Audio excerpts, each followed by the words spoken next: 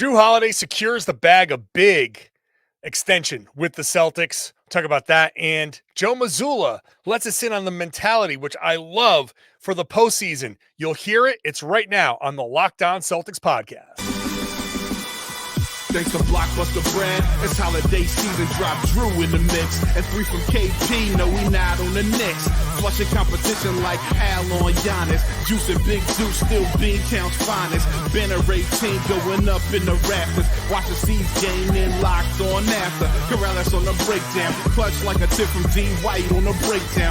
John on the mic, documenting domination. Matter pen a back bay, it's all C's nation. Rain and J's, how it started, raising banners, how we finish. Locked On Celtics pod, home of the winners.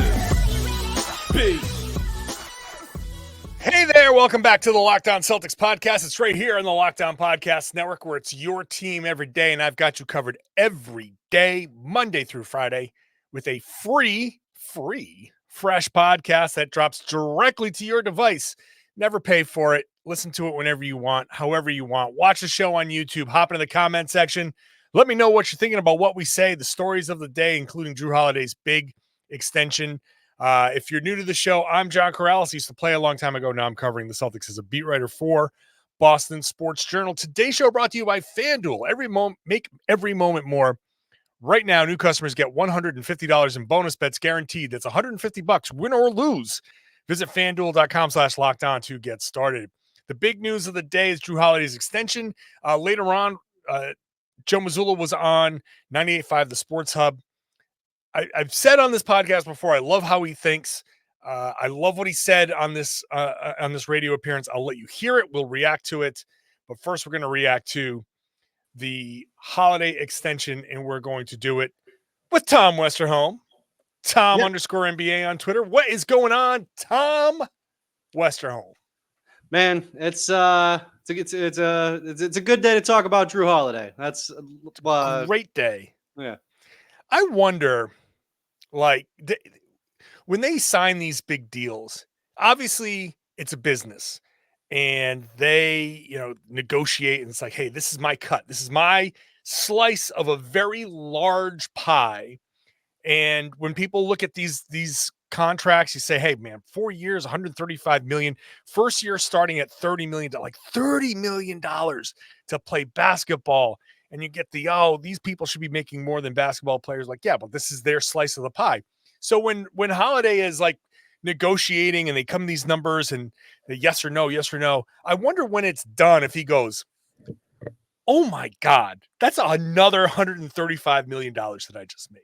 Like, oh my God. Do you sit back and go, I cannot believe I make this much money to play basketball? I wonder if they have these moments, or if they're so far past it that they go, it's just, hey, yep, whatever, 4-135, and I take home what I take home, but it is what it is.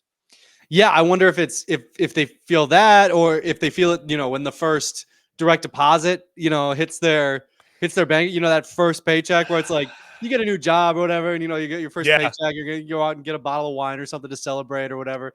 Like, you're an NBA player. Yeah, buy a vineyard to celebrate. I mean, first one out of college, I guess that first check out of college, where it's like, I know NAL makes it differently, but that first like big, oh my God, I just got, I don't know, $50,000 for like, or whatever it is as a rookie. I mean, the game checks for this are like 135. What was Jaylen Brown's reaction? He's going to make 40 some odd million dollars, almost $50 million next year. You know how I know that Jaylen Brown does appreciate that is like the thank you tour that he went on to every member of the media who voted him into All NBA. Like, Jaylen knew. Like, Jaylen definitely knew how much money he was getting. I think he felt that for sure. Well, Holiday has made like $230 million so far. Yeah. So this is like $360 million. You have grossed more than $250 million playing basketball. This new extension erases the player option for next year. So the $39 million player option is out. In is a first year $30 million approximately. and then it raises from there to get him up to the 135. So the net effect from a financial perspective is he gets the money on the back end, which is when he's 37, whatever that balloon payment is. It's a player option, so he gets that money. So that's probably going to be past his prime, but whatever. That's the reward.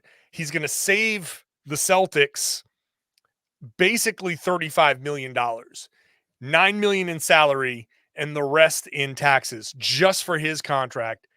So that is a nice little kind of thank you. You save us $35 million. Somebody's going to pay you that 35 or whatever million at the end. It might not be Boston, but we'll figure that out when we get down to that point. But that is a future problem. Yeah. Tomorrow's problems are tomorrow's problems. Correct. Celtics keep the core together, and Holiday does them a little favor. They do him a little bit of a favor. But Tom, the bottom line here is it's worked. It's very obviously worked here so far. Yeah. They didn't want to risk him leaving because there's no way to get anywhere near the quality of a Holiday on the open market for Boston. They have no way to get a player like that. And so they said, doesn't matter if we've won a championship or not. We're taking this opportunity now. We're locking him up. We're keeping this core together.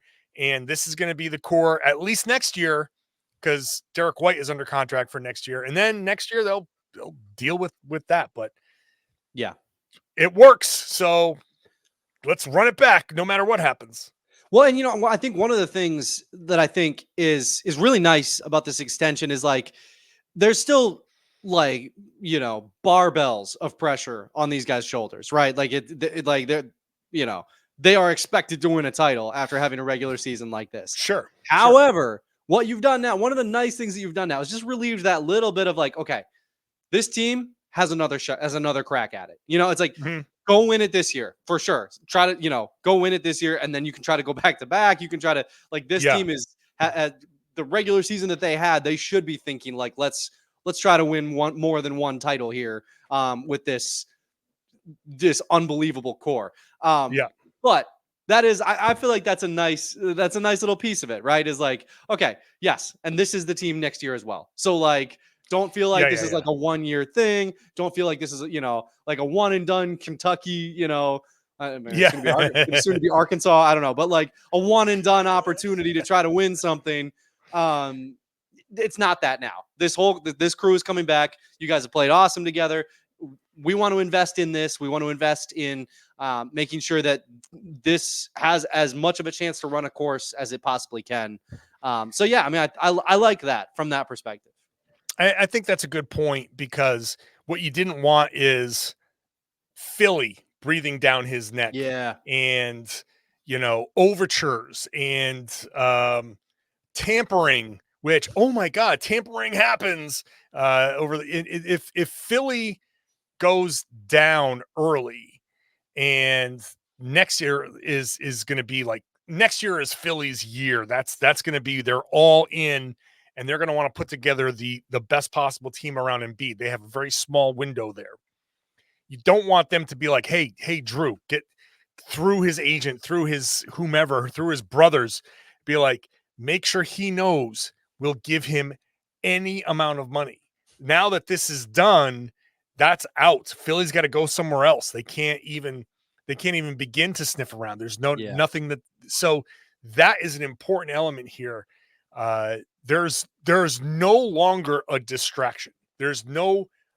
You look around, what is the possible distraction for these guys? There's nothing. You can't negotiate with Derek White. Jayson Tatum knows he's going to get the super max, so there's no negotiating there. Everybody is locked up. This is heading into the playoffs. Super smart by Brad Stevens. There's no question this is the team next year. This can be the team the year after. So it's not just, hey, let's just go get the job done. It's not just we've got a pad. It's, boys, let's ride, because this is the group. And there's such a nice joy, a comfort in being like, we can look around this locker room, and it's aside from like, okay, Svi Mikhailiuk might go, but like most of the guys can look around and be like, yeah, buddy, we got there. We're ready to start like dynasty talk privately within one another. You know what I mean? And you could look around the locker room and just be like, I like all these guys. I like what we're doing here. Like I'm awesome. Like it's a nice setup. Let's continue this talk here because there's more to unpack here with the Holiday, and then we'll get into the Joe Mazzulla playoff mentality, which is I think it was great. Today's show is brought to you by Nissan. Nissan has an array of SUVs that are going to fit your lifestyle, whether you like to push things a little bit further, you want to know what adventures around your corner. So check it out, the 2024 Nissan Rogue.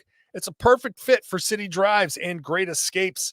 Class exclusive Google built-in is your always updating assistant to call on for almost anything. You don't have to connect your phone anymore, so no unsightly wires to get tangled in anything. Google Assistant, Google Maps, Google Play Store are all built right into the 12.3-inch HD touchscreen infotainment system. The 2024 Rogue is the perfect midsize crossover for your next adventure. They also have the 2024 Nissan Armada on the other end, which will change what you expect from a full-size SUV. I've said this before. I was in New Orleans. I saw an Armada pull up in front of a brand new one, pull up in front of my hotel, and I was like, that is a beautiful SUV. And you can picture a rugged 4x4 that can seat up to 8 in first-class luxury and style. Emphasis on style. It was really nice. Tow bigger, explore further in the 2024 Armada. Take the Nissan Rogue, the classic Nissan Pathfinder, or the Armada, and go find your next big adventure. Shop NissanUSA.com. Thank you for making Locked On Celtics your first listen every day. Go check out Locked On Sports Today. Turn off ESPN. Turn off Fox Sports. Turn on Locked On Sports Today. Stream it 24/7 on YouTube. It's the local experts, real talk, real conversations, real disagreements if they have them, not fake ones. You can stream it on YouTube. You can watch it on Amazon Fire TV Channels app. It's part of the Locked On Podcast Network. It's your team every day. Let's get back into the conversation with Tom Westerholm. And the one thing about Holiday is how much he's been thriving in Boston. Yeah. He is having the most efficient season of his career. He is shooting 48%, 43% from three, 58% effective field goal percentage, which is weighted to add the value of three-pointers, and almost just a tick under 60% true shooting. 60% is kind of the magic number. And that takes twos, threes, and free throws into account. He's right there.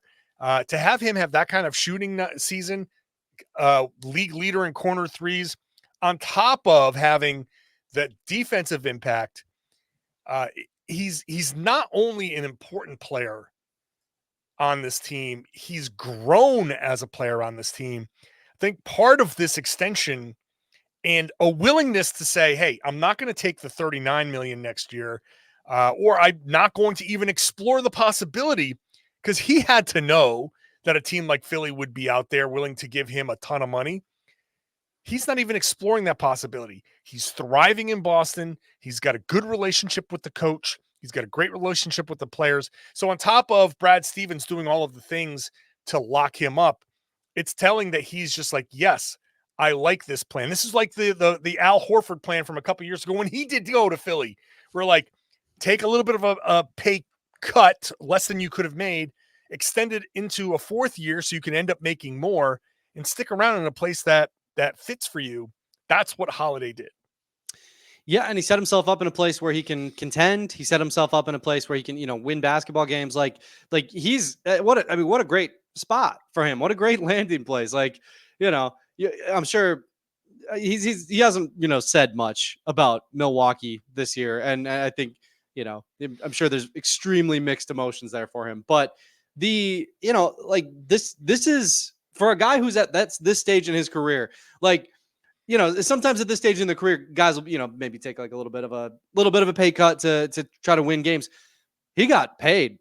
He got plenty of money. He got a lot of money. What is this? Like more than half of his career earnings to date. And that's just over the next 4 years, somewhere in that range, right? And he gets that. He gets to win basketball games. He gets to play on a team where he makes a lot of sense. I saw some Bucks Twitter account yesterday being like, I can't believe what they've done to Jrue Holiday. Like this is tainting his reputation. And it's like, dude, he's playing What? incredible. Yeah, I know. I mean, it was a Bucks account, but like it was like this is a great situation for him. This is optimizing him and in ways that like he's grown into. Nobody around Boston would call him a role player. Like, sure, he might not make an all-star team, but like, he's not a role player. Like, and that's part of this Celtics thing, right? Is that there's a whole starting five of guys that aren't role players. They're just really good basketball players, and that's what Jrue Holiday gets to be for the next however long he's with the Celtics. Is just a well-paid, really good basketball player on a winning team. That's a nice setup. And I think the pressure not being on him, first of all, not being on him to chase guys over the top of screens all the time and to play different roles and all of that stuff, and to not have to be the third option, which was part of the pressure. Not that he cares about pressure. I think he likes the pressure, but it does add, mileage. It does add, like you're driving the car a little harder, right? And so it puts a little extra wear and tear on the back end of it, where in Boston, he gets to not cruise, but it's not as intensive during the regular season. Yeah. Well, and I mean, that was something coming into Boston, right? Like you would see Bucks fans, or I didn't see too many, like, previous stops of his, like New Orleans fans or something saying this, but it was like, like that he would have these kind of like pull up 3-pointers that you'd just be like, whoa, what kind of a shot was that? And, there've been a couple of those this year, but he hasn't had to do that as much, right? It's like the wear and tear, certainly, but also just like you talk about like not having the pressure to be the third option. Yeah, exactly. He doesn't feel like he has to take a pull up 3-pointer. He doesn't have to do that. This team doesn't need those. Like, it doesn't need bad shots. Like, run to the corner. You're shooting 62.5% from one of those corners, dude. Like, and he does. He heads right over there. I swear, every 3-pointer from the corner you assume is going in, because statistically, it probably is. Most of them, like, literally, probably is. Like, it's more likely to go in than not, which is wild. So yeah, I mean, it's just less wear and tear, just even from a responsibility perspective. And I would be remiss if I didn't mention the other side of this is it's still a tradable contract. Right. It's still a number that's, $30 million next year. And it's who knows where Boston goes. And I don't want to dive too deep into this now, because that's not where people's headspace is. Yeah. We're talking about winning a championship this year, winning a championship next year, winning a championship the year after, potentially, even though the team's going to get massively expensive. But that's just the ownership. It's just, hey, if Wick and ownership is willing to spend your problem, that is not my problem. That's Whoever's up to watching this, it is not your problem. No, it's up to them to decide if they want to spend that money. Yeah. So that's where everybody's mind is at. But at some point, whether it's 2 years from now, 3 years from now, it will get to a point where Wick's going to say, hey man, this is the end of the run. Or at least this is the end of the run of this core. Right. So can you lock up Derek White and say, okay, we have the luxury of saying we're going to trade Jrue Holiday. Let's just say we're going to trade Holiday in 2-3 seasons. Maybe he goes and is like to whatever this year's version of OKC is in 2-3 years. Yeah. And he becomes a veteran presence there for another season or whatever. Celtics get some draft picks and start to kind of inch toward their own rebuild at some point. But because the business is what it is, as Tom goes under a blackout, it seems like, can we even hear you at this point? I don't know. Can you hear me? Yes, we can hear you. So your lights went out. Yeah, I'll figure out what happened on the commercial break. Okay, you do that. But I'm not gonna add any more to that, and we'll end the conversation here. That for now, aside from all the positive things, there is the possibility that in a few years they can trade this, because under the new salary, monster salary cap, it's not a deal that is untradeable. We'll come. And real quick, that's the nice thing about giving a guy that much money, right? Is it's like that's kind of understood, right? It's like, we might trade you, but here's all this money. That's right. That's right. We'll come back. We'll do Joe Mazzulla's mentality that he shared on 98.5 The Sports Hub. We'll do that in just a second. Today's show is brought to you by FanDuel. FanDuel is America's #1 sportsbook. Obviously, it's playoff time in the NBA. It's playoff time in the NHL. Baseball is here. It's in full swing, and FanDuel is your place to bet on every game. Right now, new customers get $150 in bonus bets guaranteed. That's $150, win or lose. Bet on everything from slap shots to home runs to slam dunks. It's all on an app that's safe, secure, and easy to use. What are you waiting for? Visit FanDuel.com/lockedon and make your first bet an automatic win.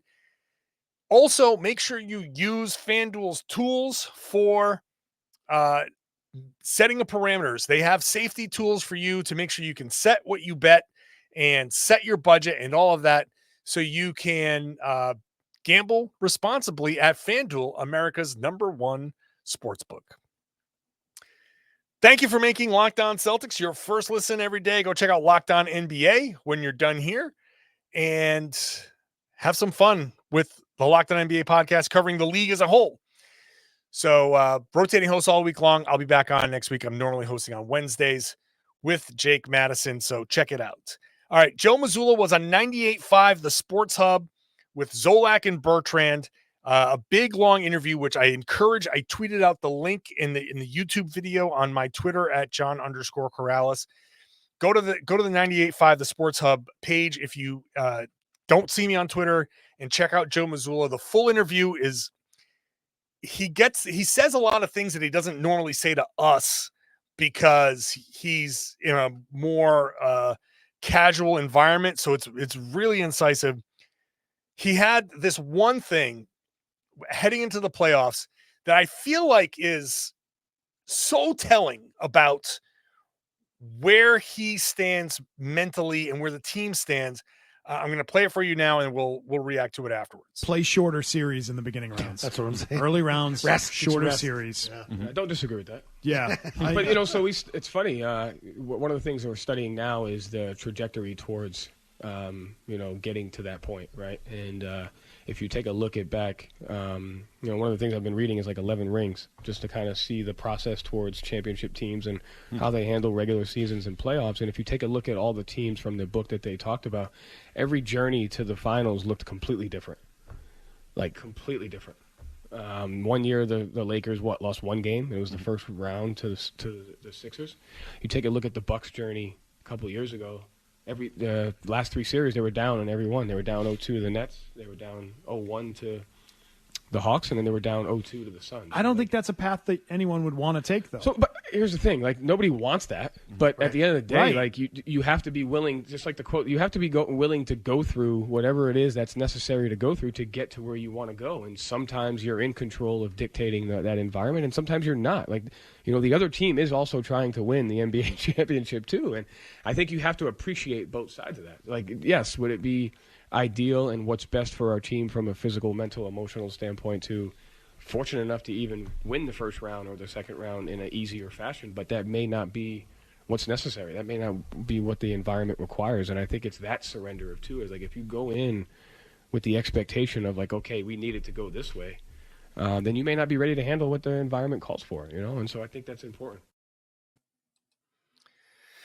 All right, Tom, unable to get the lights on apparently. So, and oops, let me unmute you as well. Yeah. So PC's in here with my iPhone. Got a nice thing going on. So yeah. There you go. And you got to pull your mic closer to your face here.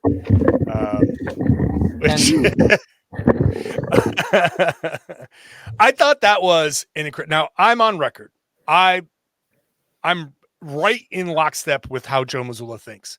Yeah. I don't think he's always making the right decision and all that stuff, but how he thinks there is how I think, how I approach things. And so I'm very obviously, I love the idea of like, hey, yeah, of course we want to win in like, does Joe Mazzulla, although he did say afterwards, like, he's not sure if he wants the easy road because he's a psychopath. He's a maniac. Right. But you want to go out there and play every game and win every game. So you want to sweep. You know, you want to go through and win. But there's another team. We never consider the other team. We never consider that the Hawks or Bulls or something, that they might have the Heat or Philly or whoever you face might have a run, a great game, a motivation of their own. That's why the series are 7 games, because sometimes you're going to lose some of these games, and it's not always your fault. Even though you give another team the opening, it's your fault that you gave the team the opening. Then once you do, it's like, all right, we can't get that back. The other team has a say. And just like when they give Boston an opening, Boston takes advantage. That's what sports are. So yeah, I just wanted to play that quote because I felt like it was, and by the way, thank you to 98.5, the Sports Hub, Zolak and Bertrand. Go make sure you're checking them out. If you're in Boston, you can listen to them at 10 a.m. on 98.5, the Sports Hub, and you can get the whole full interview on their website. I feel like it's just an important kind of element for fans to listen to and be like, okay, yeah, that is a way that we need to approach the playoffs. Yeah. Because it can go any number of directions that we didn't anticipate. Yeah, absolutely. And I think you really can get yourself bogged down if you start thinking of it the other way, right? Like if you're like, oh man, like, we lost 1 game to the Hawks. We lost 2 games to the Hawks in the first round of the playoffs. Like this is not how this is supposed to be. We're supposed, if we were a real contender, we would have been sweeping these guys. It's like that. What a harmful way to think about your own playoff run. Yeah, that doesn't help anything. You trip, you lose a game. It's just got to be on to the next one. It just has to be. And that's kind of what Mazzulla is saying here, right? It's just like you just got to like if you lose one game in the first round, are you no longer trying to win a championship? Because if your goal is still the same, then your goal has to be to win the next game. You're like, you can look back at the things that went wrong. You can try to figure out, watch the film. Absolutely watch the film. Figure out what went wrong. But like, frankly, these guys in real time probably know exactly what went wrong. They're all basketball geniuses. You know what I mean? Like they know what they're doing. But that's the big thing. I think it's damaging to think of it that way. And I think it's really helpful to have a coach like Mazzulla who does kind of seem to have he definitely has his players' attention, but he also seems to kind of have them buying in on his mentality about things. I think it's just kind of a very healthy way, I think, to look at basketball, to just kind of be like, we're not perfect. Like I know everybody wants us to be perfect, but we're not gonna be. And when we're not, we have to be able to then move on and try again the next day. That's life. Like, I think the key here is that you have to have the professional basketball team, the mentality of that professional basketball team for this to work. And this is where people who are listening who might not agree with what I've been saying or you've been saying might be like, well, they screwed around last year. And Tatum has admitted that, right? They've admitted that they let go of certain moments because they were too focused on the big picture. Or they were like, okay, this is kind of wrapped up. We need to rest because we got to get a championship. And they didn't take care of the final bit of the business. It's like the scene from Austin Powers where he's like, I'm going to place them in an easily escapable situation and, assume everything goes according to plan. Like that's caught them too much in the past. So you have to have the team with the mentality, the professionalism to go with that approach of we are trying to win every game. We are trying to close out a series. And if it doesn't go your way, okay, then you move on. And I think that's the key here for some people. In the past, maybe the Celtics didn't have that mentality. I think this year they do. Yeah. I also would push back slightly on the idea that they like screwed around, right? I don't think it was, and I don't think that's what you're saying. I would push back against the people who would say that the Celtics screwed around. That's the narrative. I don't agree with that. I think that they just like you learn how to win the longer you're in the NBA, and you learn the amount of attention that needs to be paid to each thing. Like the more you fail, the more you learn to not fail next time. And it's like, I don't think they were like, they weren't the Bulls last night throwing the ball off the backboard in like a fast break. Like, there was none of that. Oh, That's my screwing God. around. You know what I mean? Is Like screwing around. that's screwing right. around. That's not what the Celtics were doing. They were looking ahead too much, but that's a mistake you make when you think, like that when you're a young person learning how to be really great. And like, they learned. Like they messed around and found out, but like they did find out because they're professionals and they're like mature basketball players. It's semantics, but I think it's important to point that out. No, I like that distinction. Because what the Bulls did was actually screwing around. We've seen screwing around. Jordan Poole screws around. Like that's right. That's right. And it's a good perspective to have, because I think because the Celtics are so good, you expect like anything short of them dominating is screwing around. Yeah. And it's not. The Jordan Poole stuff, the Bulls stuff, that's what screwing around looks like. And that is important to put out there, because there are teams and players that do. And it's important to be like, hey, what you're saying Celtics do, this is what it actually looks like. So be aware of what screwing around actually looks like.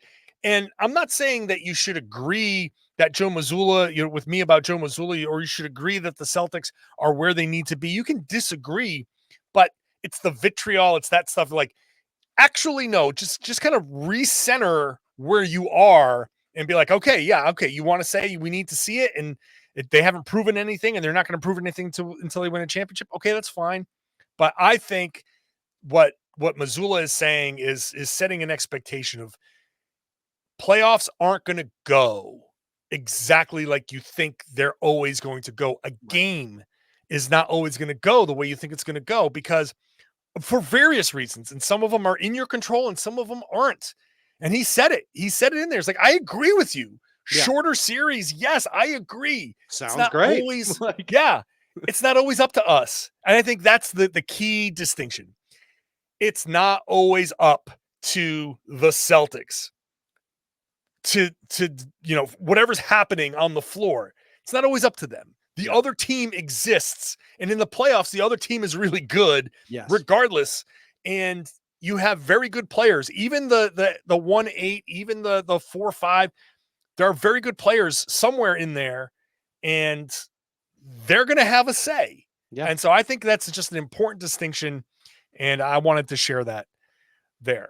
Tom, I feel like I'm going to make like the Luke Cornett shadow puppets. Yeah, get like a dog going on in the background. Yeah. That's very subtle what you just did there. All right. Thank you, Tom Westerholm. On purpose. Yeah. Of course. It's the Tom signature sign off. Send off. Thanks, Tom. As always, go fix your lights. Go pay your electric bill, Tom. I want to thank everybody for listening, for watching. Let me know in the comment section on YouTube. That's the best place to communicate. Get in there with your fellow Celtics fans. Let me know what you think about the holiday extension, what we've talked about with the holiday extension, what we talked about with Joe Mazzulla. It's all very interesting stuff. And so make sure you share your comments there. Subscribe on YouTube. Subscribe however you're listening to this show. Hit the subscribe button on your favorite podcasting app. And I would love it if you share the podcast. Tell everybody that they should be listening to and watching the Locked On Celtics podcast. It's right here on the Locked On Podcast Network. Your team every day.